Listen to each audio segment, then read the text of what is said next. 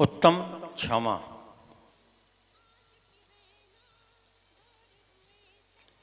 हम सुप्रभातम और गुंजन कला जो भी कार्यक्रम करते हैं, मैं बिल्कुल अनौपचारिक बातचीत से शुरुआत कर रहा हूं, क्योंकि ये कोई इवेंट नहीं है।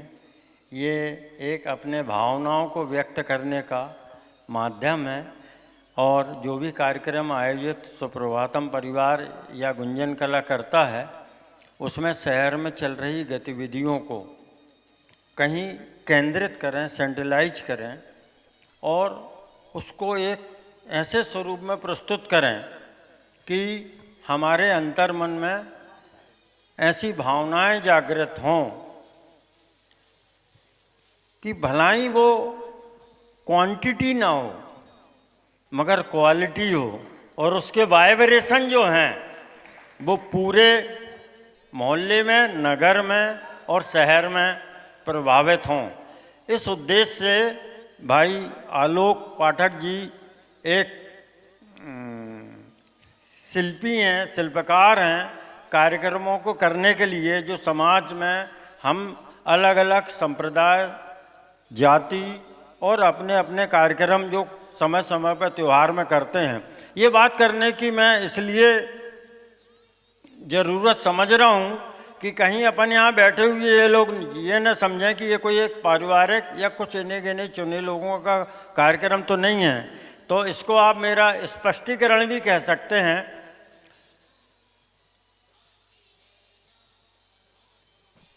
मिलिए महावीर से और क्षमावाणी।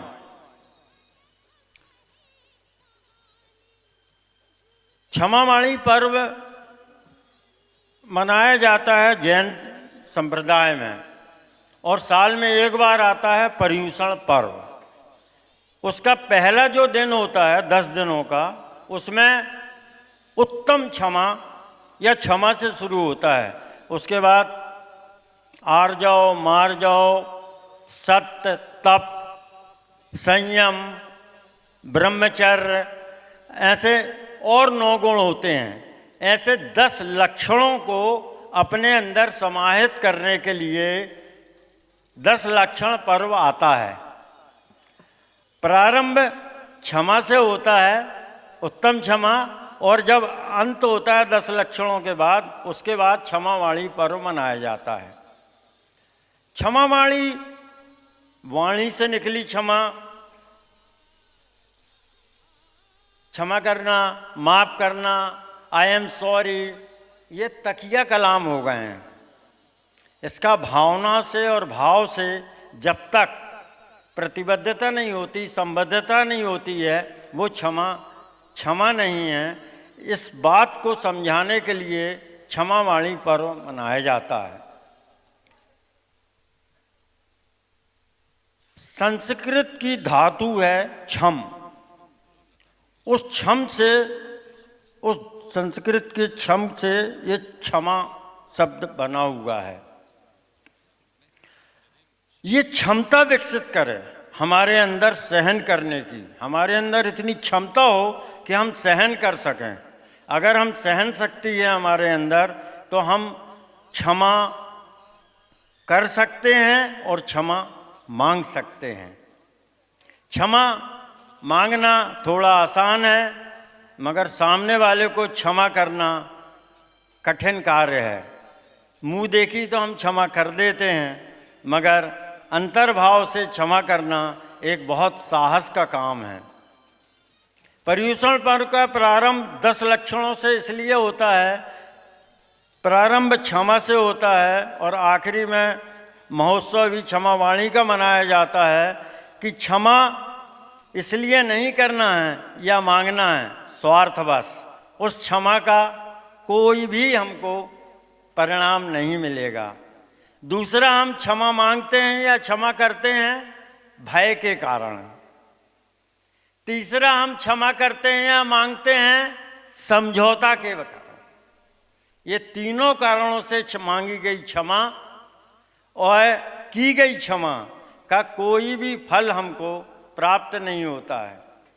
अंतर्मन से, अंतर्भाव से सभी प्रकार के सामने वाले के प्रति जो हमारे अंदर संचित हो गए हैं, विरोध, विग्रह, अगर हम उसको विलीन कर दें और उसके बाद क्षमा करें या क्षमा मांगें, तब उस क्षमा का हमको एक बहुत बड़ा फल मिलता है, जिससे सर्वप्रथम हमको मिलता है अंतर मन में हल्कापन, भारहीन हो जाते हैं।